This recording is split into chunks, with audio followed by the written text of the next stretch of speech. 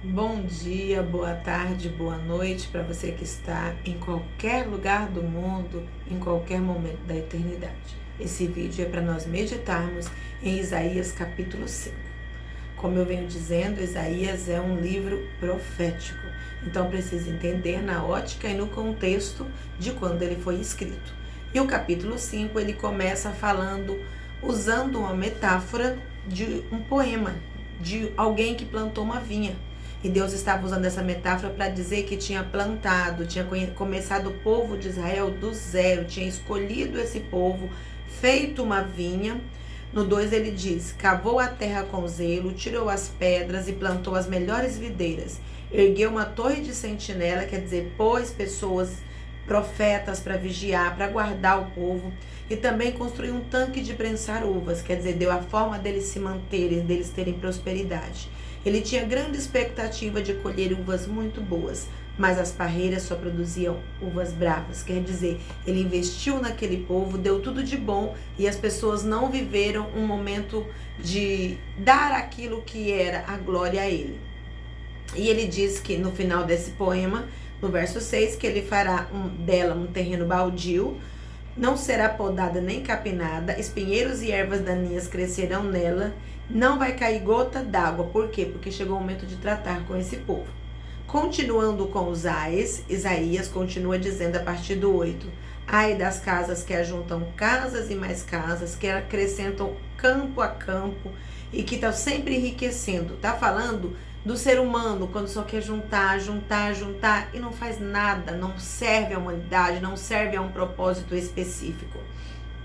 E aí ele continua, vai enriquecendo. No 13 ele diz: mas, portanto, esse povo será levado ao cativo, ao exílio, por falta de sabedoria, quer dizer, não souberam interpretar todos os meus benefícios do que eu dei.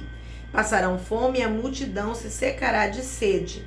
Aí no 20 diz: ai dos que fazem mal como sinônimo de bem, quer dizer, ficaram tão ricos, tão abastecidos, tão folgados como o ser humano está hoje, também está repetindo isso nos dias de hoje, porém não era para os dias de hoje, que no 20, usam mal como sinônimo de bem, chamam o bem de mal, fazem das trevas luz. Isso quer dizer, nós vivemos em um tempo, hoje está vivendo isso, naquele tempo eu já vivia, de relativismo.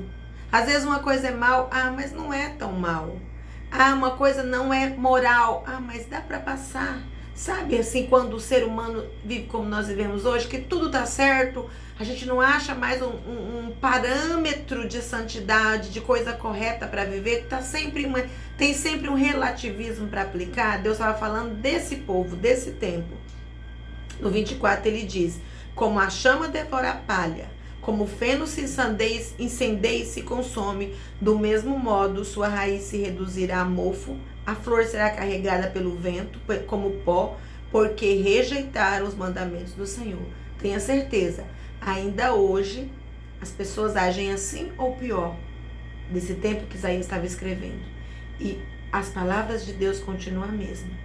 Vai acontecer. Vai chegar um momento, se não nessa vida, em um tratar, em um juízo final, que cada um vai dar conta de todas as bênçãos que Deus tem dado para ele e ele não tem feito nada. Não tem abençoado vidas, não tem vivido propósito, tem só pensado em se enriquecer. E aí ele continua no 25 dizendo que sua ira se inflamou e ele vai estender a mão contra as pessoas. E no 26 diz que ele levanta a bandeira como um sinal de convocação e convoca outros povos para vir destruir o povo de Israel, como nós vimos que aconteceu com o rei da Síria, que destruiu Israel, e com o rei da Babilônia, que destruiu Judá, que era uma parte. O povo de Deus era 12 tribos, 12. E 10 se juntaram e formaram o reino de Israel, e 2, Benjamim e Judá, se juntou e formou o povo de Judá. Então ficaram nações distintas, porque eles se dividiram, igual a Coreia do Norte e Coreia do Sul.